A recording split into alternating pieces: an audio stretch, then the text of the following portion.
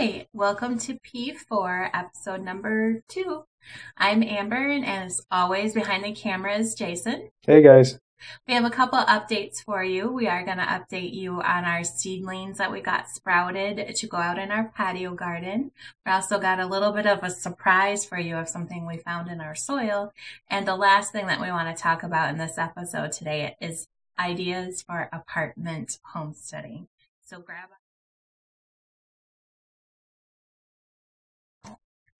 Look at all this.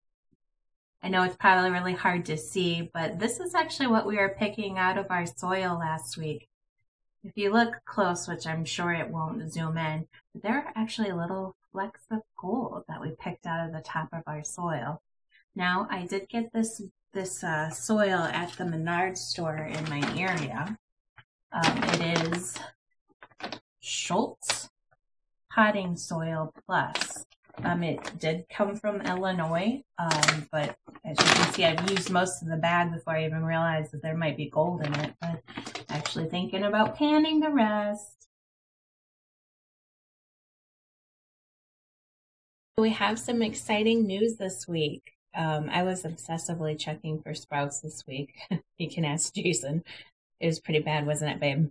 It was horrible. Well, this is what we got going on today. These two back here are sweet peppers. As you can see, we do have a sprout here. We do have a sprout in here. It's right here. It's really hard to see. I am actually not sure what this guy is that came up. I'm thinking he might be grass. But he was the first sprout that came up. Who knows what he is? We'll just leave him in there until we can figure out what he is. And then I have some green pepper, or the bell peppers here. We definitely have a sprout in here. Can you see that one? In here? Yep. Okay, and there's one right here in the middle of another bell pepper. This one is my favorite little cup here because there's a lot of stuff going on. As you can see, there's one sprout here. But can you zoom in here? There's a little tiny guy right behind him. Did you get him? Trying to focus.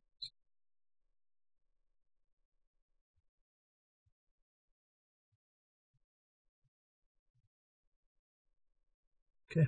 Okay. And then moving just a little bit further on, there's actually 2 more sprouts of this guy. So we're definitely getting some bell peppers coming on. Here's the guy, has the leaves on, and then there's one just coming up. So that really is our sprouts for what we planted actually on 3/11. But last week, Jason actually reused one of our containers, and we planted one of those Miracle Grow growables. This one is actually the spinach. I was really actually surprised how quickly this guy came up. Can you see our little spinach sprout right there in the middle? Yep. Okay. Put him back down here.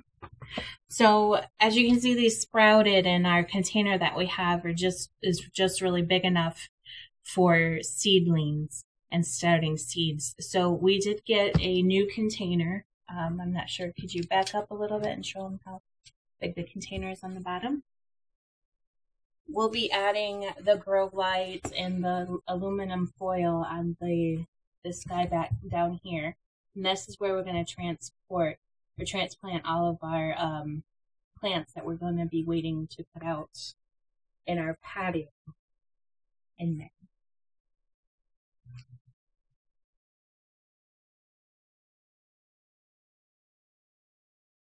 Growing herbs indoors, harvesting and storing herbs.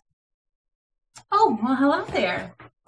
Sorry, I was just reading through my favorite present I got in 2013. Jason picked this up for me at the Goodwill store. It is the Reader's Digest Back to Basics, How to Learn and Enjoy Traditional American Skills. This book is filled with everything you can think of that is needed on a traditional American homestead. Training for better trees, how to get maple syrup. There's even canning recipes in here, how to start a garden, everything you can think of. When I got this book, I was so excited and I leafed through it and read everything that I could think of in here. And then I realized I don't have a property of land. There are a lot of things in here that I can still do without owning a home.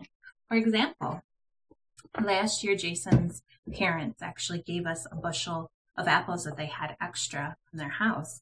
So we decided that we were going to can some of those apples. We did end up making some jars of applesauce, which we all love.